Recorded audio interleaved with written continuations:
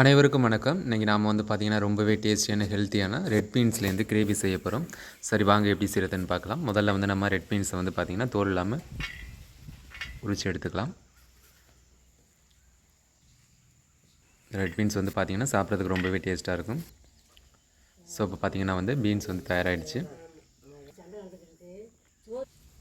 இப்போ நம்ம இது கூட வந்து பார்த்திங்கன்னா கொஞ்சமாக வந்து கேரட், அப்புறம் வந்து பார்த்திங்கன்னா பீன்ஸ் வந்து சேர்த்துக்க போகிறோம். நீங்கள் விருப்பப்பட்ட காய் எது வேணாலும் சேர்த்துக்கலாம். ஸோ இப்போ நம்ம ஒரு பாத்திரத்தை அடுப்பில் வச்சுட்டு தேவையான அளவு எண்ணெய் விட்டுக்கலாம்.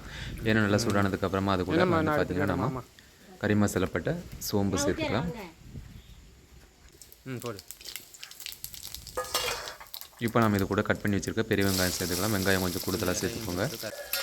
இப்போ நம்ம இது கூட பிரியாணியில் சேர்த்துக்கலாம். கூடவே வந்து பார்த்திங்கன்னா கொஞ்சமாக கறிவேப்பிலை சேர்த்துக்கலாம்.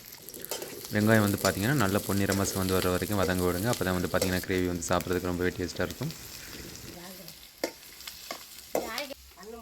ஸோ இப்போ பார்த்திங்கன்னா வெங்காயம் ஓரளவு நல்லா வதங்கிடுச்சு. இப்போ நம்ம இது கூட கட் பண்ணி வச்சுருக்க தக்காளி சேர்த்துக்கலாம்.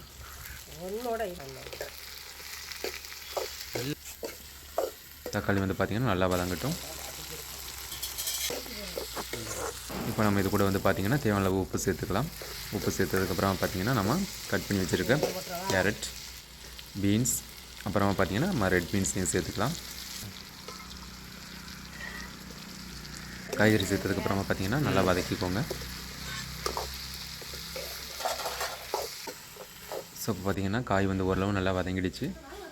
இப்போ நம்ம இது கூட வந்து பார்த்திங்கன்னா தேவையான அளவு மிளகாய்த்தூள், மல்லித்தூள், ஜீரகத்தூள், சோம்புத்தூள் சேர்த்துக்கலாம்.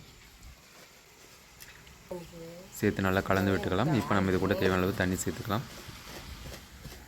தண்ணி சேர்த்ததுக்கப்புறமா நம்ம ஒரு பிளேட் வச்சு அப்படியே மூடி விட்டலாம். நம்ம இது கூட வந்து பார்த்திங்கன்னா இஞ்சி பூண்டு தேங்காய் பேஸ்ட் சேர்க்க போகிறோம். அதையும் நம்ம அரைச்சி எடுத்துக்கலாம்.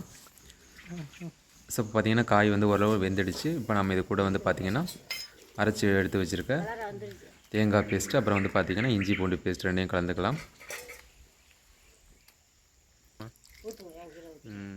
தேங்காய் சேர்த்ததுக்கப்புறம் பார்த்திங்கன்னா ஒரு 10 நிமிஷம் நம்ம அப்படியே அடுப்பில் விட்டலாம்.